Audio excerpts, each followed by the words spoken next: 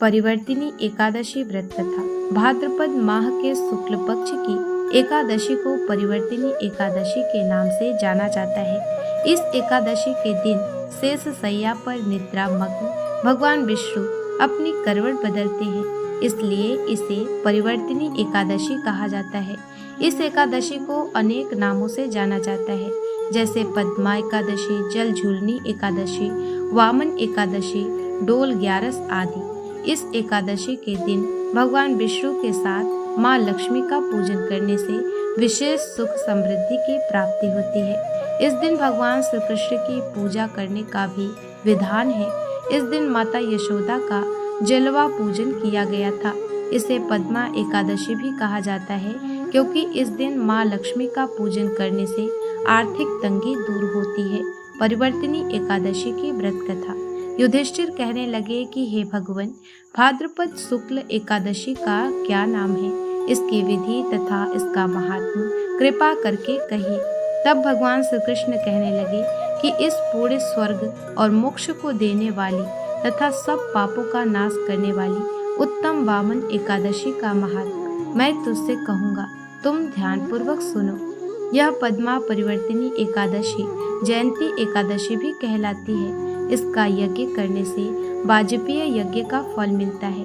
पापियों के पाप नाश करने के लिए इससे बढ़कर कोई उपाय नहीं है। जो मनुष्य इस एकादशी के दिन मेरे वामन रूप की पूजा करता है, उससे तीनों लोक पूज्य होते हैं।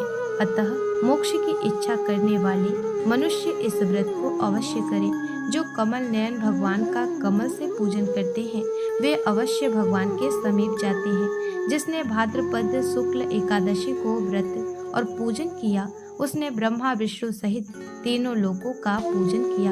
अतः हरिवासर अर्थात एकादशी का व्रत अवश्य करना चाहिए। इस दिन भगवान करवट लेते हैं, इसलिए इसको परिवर्तिनी एकादशी भी कहते हैं। भगवान के वचन सुनकर युधिष्ठिर बोले कि भगवान, मुझे अति संदेह हो रहा है कि आप किस प्रकार सोते और करवट लेते हैं तथा किस तरह राजा बलि को बांधा और वामन रूप रखकर क्या क्या लीलाएं की, चातुर्मास्य के व्रत की क्या विधि है तथा आपके शयन करने पर मनुष्य का क्या कर्तव्य है, सो आप मुझसे विस्तार से बताइए। श्री कृष्ण कहने लगे कि हे राजन, अब आप सब पापों को नष्ट करने वाली कथा का श्रवण करें। त्रेता युग में बलि नामक एक दैत्य था। वह मेरा परम भक्त था। विविध प्रकार के वेद सूक्तों से मेरा पूजन किया करता था और नित्य ही ब्राह्मणों का पूजन तथा यज्ञ के आयोजन करता था। लेकिन इंद्र से द्वेष के कारण उसने इंद्रलोक तथा सभी देवताओं को जीत लिया। इस कारण सभी देवता एकत्र होकर सोच विचार कर भगवान के पास गए। बृहस्पति सहित इंद्रादिक देवता प्रभु के निकट जाकर और नतमस्तक होकर वेद मंत्रों द्वारा भगवान का पूजन और स्तुति करने लगे। अतः मैंने वामन रूप धारण करके पांचवा अवतार लिया और फिर अत्यंत तेजस्वी रूप से राजा बलि को जीत लिया।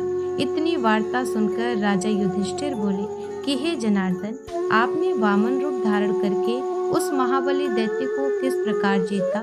श्री कृष्ण कहने लगे, मैंने वामन रूपधारी ब्रह्मचारी बलि से 3 पग भूमि की याचना करते हुए कहा, ये मुझको 3 लोक के समान है और हे राजन, यह तुमको अवश्य ही देनी होगी।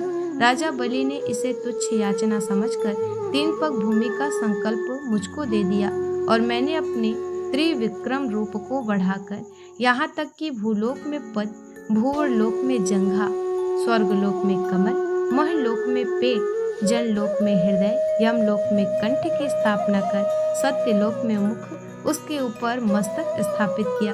सूर्य चंद्रमा आदि सब ग्रहगण, योग नक्षत्र, इंद्रादिक देवता और शेष आदि सब नाग गणों ने विविध प्रकार से वेद सूक्तों से प्रार्थना की। तब मैंने राजा बलि का हाथ पकड़कर कहा, हे राजन, एक पद से पृथ्वी, दूसरे से स्वर्गलोक पूर्ण हो गए, अब तीसरा पग कहाँ रखूं? तब बलि ने अपना सिर झुका लिया और मैंने अपना पैर उसके मस्तक पर रख दिया, जिससे मेरा वह भक्त पाताल को चला गया। फिर उसकी विनती और नम्रता को देखकर मैंने कहा कि हे बलि, मैं सदैव तुम्हारे निकट ही रहूंगा। विरोचन पुत्र बलि से कहने पर भाद्रपद शुक्ल एकादशी के दिन बलि के आश्रम पर मेरी मूर्ति स्थापित हुई। इसी प्रकार दूसरी क्षीर सागर में शेषनाग के पष्ठ पर हुई। हे राजन, इस एकादशी को भगवान शयन करते हुए करवट लेते हैं, इसलिए तीनों लोकों के स्वामी भगवान विष्णु का उस दिन पूजन करना चाहिए।